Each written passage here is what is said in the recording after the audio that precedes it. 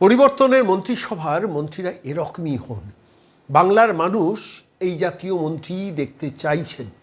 আমি আজকে একটা ছোট্ট ভিডিও দিয়ে শুরু করলাম। ডাক্তার শারদত্ত মুখোপাধ্যায় পৌঁছে গিয়েছিলেন আর.জি. কর মেডিকেল কলেজ হসপিটালে এবং সেখানে বিভিন্ন জায়গায় স্পট ইন্সপেকশন করে স্তম্ভিত হয়ে গেছেন যে একটা পরিবর্তনের সরকারের পর ৭০ দিন প্রায় অতিবাহিত, নতুন স্বাস্থ্যমন্ত্রী পেয়েছে পশ্চিমবঙ্গ, আর তারপর তার চিন্তা ভাবনা রুচিবোধ সমস্ত কিছু বাংলার মানুষ জানেন, কিন্তু হসপিটালের সুপাররা তারা প্রিন্সিপালরা তারা জানেন না। এটা হতে পারে, জানেন কিন্তু অবজ্ঞা করেছেন, উপেক্ষা করেছেন।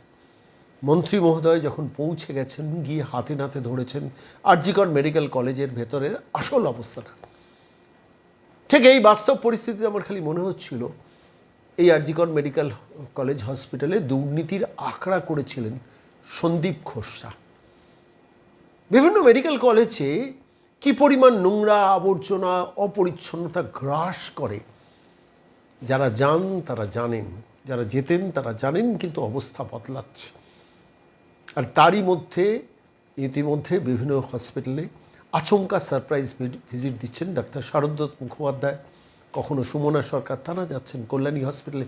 সুমনা সরকার নিজের পরিচয় গোপন করে রাত্রিবেলা পৌঁছে গিয়েছেন, পরিস্থিতি দেখেছিলেন। ডাক্তার শারদত্ত মুখোপাধ্যায় আরও হসপিটাল, সম্ভবত বারাসাত হসপিটালেও পৌঁছেছিলেন। 4 জন বোধহয় শোকজ হয়েছিল সেখানে সমস্ত পরিস্থিতির জন্য।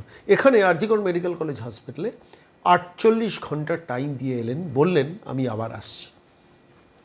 বলছেন আমি এখন 4 ঘন্টা ঘুমোই। আমি যখন মেডিকেল প্র্যাকটিস করতাম তখন থেকে অনেক বেশি বিশ্রাম নিতাম, কিন্তু এখন 4 ঘন্টা ঘুমোই, সতর্ক থাকুন।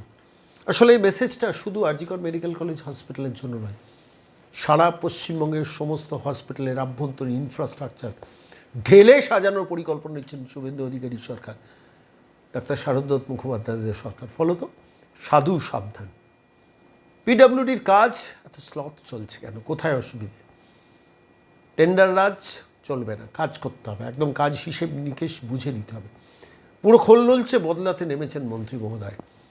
আমি বলছি সারা পশ্চিমবঙ্গের শুভেন্দু অধিকারীর সমস্ত মন্ত্রীরা এই পথেই হাঁটুন। বাংলা সেটা দেখতে চাইছে। কি দেখতে চাইছে?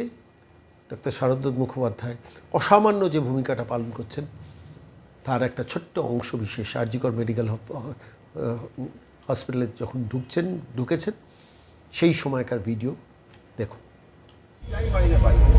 পুরো টেন্ডারটা, আর সেখানেও পয়সা পাই, সব জানা আছে আমার।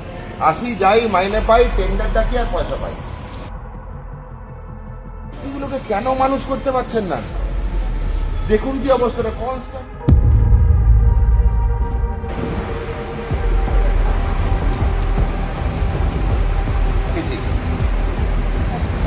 তিনটে ফাঁকা।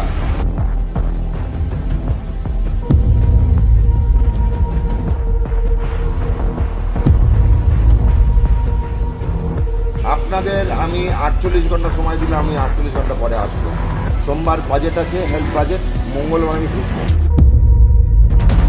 3 ঘন্টা থেকে 4 ঘন্টা ঘুমোই খালি, জেনে রাখুন। এর থেকে যখন মেডিকেল প্র্যাকটিশনার ছিলাম বেশি ঘুমাতাম। I sleep on an average 3 to 4 hours a day. CM মনে হয় তার থেকেও কম। Very very tough job. এবং আপনাদেরকে আমাকে সহযোগিতা না করলে এদের বাড়িতে এরকম কেউ রাখেন না, এদের বাড়িতে এরকম কেউ রাখছি না। আমরা হাসপাতালে বেশি সময় কাটাচ্ছেন বাড়িতে।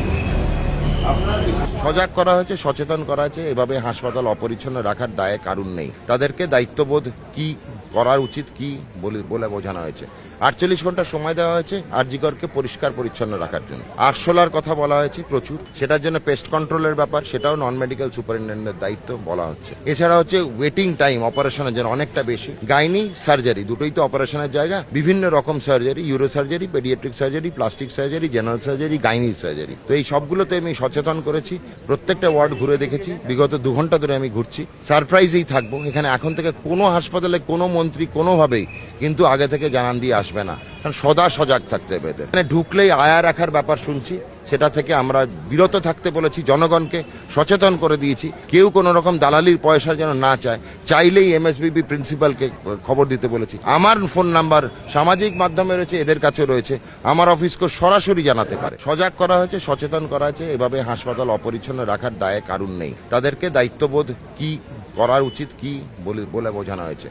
48 ঘন্টা সময় দেওয়া হয়েছে আরজিকরকে পরিষ্কার পরিচ্ছন্ন রাখার জন্য। আরশোলার কথা বলা হয়েছে প্রচুর, সেটার জন্য পেস্ট কন্ট্রোলের ব্যাপার, সেটাও নন মেডিকেল সুপারিনটেন্ডেন্টের দায়িত্ব বলা হচ্ছে। এছাড়া হচ্ছে ওয়েটিং টাইম অপারেশনের জন্য অনেকটা বেশি। গাইনি সার্জারি দুটোই তো অপারেশনের জায়গা, বিভিন্ন রকম surgery, uro surgery, paediatric surgery, plastic surgery, general surgery, gynae surgery. তো এই সবগুলোতে আমি সচেতন করেছি, প্রত্যেকটা ওয়ার্ড ঘুরে দেখেছি। বিগত 2 ঘন্টা ধরে আমি ঘুরছি। সারপ্রাইজেই থাকবো, এখানে এখন থেকে কোনো হাসপাতালে কোনো মন্ত্রী কোনোভাবেই কিন্তু আগে থেকে জানান দিয়ে আসবে না, কারণ সদা সজাগ থাকতে হবে এদের। মানে ঢুকলেই আয়া রাখার ব্যাপার শুনছি, সেটা থেকে আমরা বিরত থাকতে বলেছি, জনগণকে সচেতন করে দিয়েছি। কেউ কোনো রকম দালালির পয়সা যেন না চায়, চাইলেই এমএসবিবি প্রিন্সিপালকে খবর দিতে বলেছি। আমার ফোন নাম্বার সামাজিক মাধ্যমে রয়েছে, এদের কাছে রয়েছে, আমার অফিসকে সরাসরি জানাতে পারে।